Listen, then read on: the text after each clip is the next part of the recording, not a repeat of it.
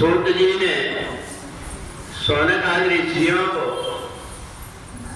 द्वापर युग के लीला बताते हुए कहा कि एक समय भगवान श्री कृष्ण मन में विचार करने लगे, योग माया को देख करके मुस्कुराने लगे। तो योग माया ने भगवान की तरफ देखा, आज कोई ना कोई बात है।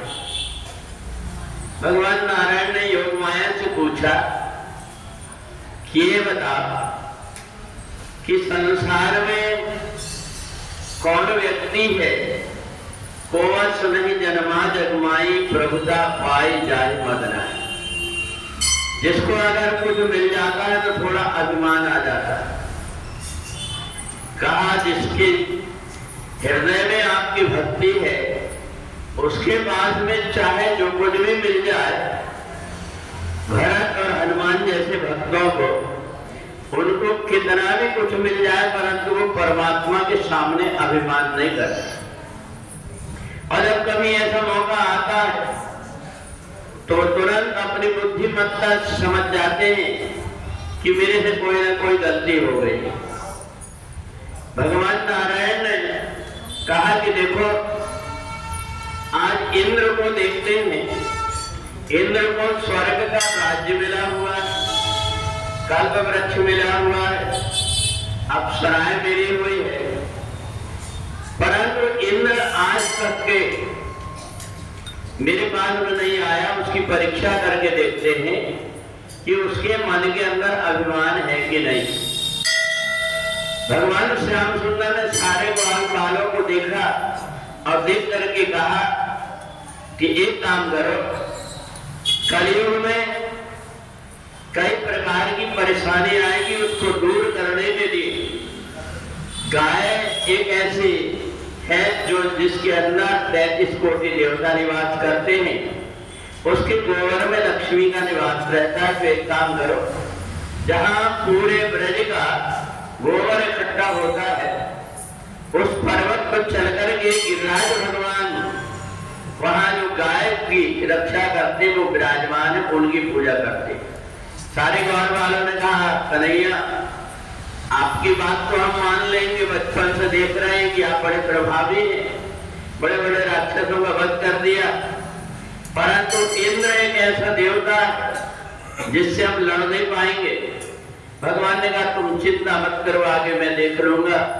सारे ग्वाल बाल जो कुछ भी पकवान बना था इंद्र के लिए सब लेकर के और पहुंच गए गोवर्धन पर्वत में। भगवान ने जाकर के एक रूप से गिरिराज का रूप धारण कर लिए और ग्वाल बालों को दिखाए कि देखो ये अपने ब्रज का साक्षात देवता।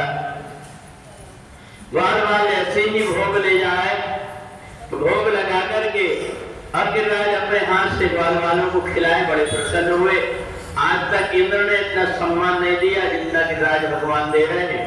अब तो हर बार हम इन्हीं की पूजा किया करेंगे। इतने में इंद्र को दूतों ने जाकर के बता दिया कि ग्वाल बालों ने आपके साथ में अन्याय किया, सारा भोग ले जाकर के पहाड़ में गिरिराज नाम का कोई देवता उसको भोग लगा दिए और आपका भोग लगाना बंद कर दिए। इंद्र को बड़ा क्रोध आया, उसने वरुण से कहकर 7 दिन और 7 रात तक पानी बरसाया ब्रज में कि सारे ब्रजवासी यमुना में बह जाएं। सारे ग्वाल बाल पहुंचे भगवान के पास। भगवान ने कहा एक काम करो, एक गिरिराज भगवान का घर है, इसी घर के अंदर अपन चलते वहां जाकर के देखे छोटे छोटे पेड़ पौधे, कहा यहाँ तो बच नहीं पाएंगे, इतना तेज पानी हवा धूल चल रही। भगवान ने कहा एक काम करो, जैसे छत्ता होता है वैसे पूरे पहाड़ को अपन सब मिलकर के उठा देते। आज पास से खड़े होकर के सारे ग्वाल बाल पहाड़ उठा करके खड़े हो गए। 1 घंटा हो गया, 2 घंटा हो गया, कहा कन्हैया अभी तो जल की वर्षा बंद नहीं हो रही, अब तो हाथ दुखने लगे, अब हम ज्यादा देर तक के वजन नहीं उठा पाएंगे। भगवान ने कहा तुम चिंता मत करो, मैं खुद उठा करके रखूंगा, तुमको आराम करो। सारे ग्वाल बाल आराम करने लगे 7 दिन और 7 रात तक। इंद्र जल बरसाने लगा, इतना जल बरसाया, एक भी बूंद पानी वरुण के पास में नहीं बचा।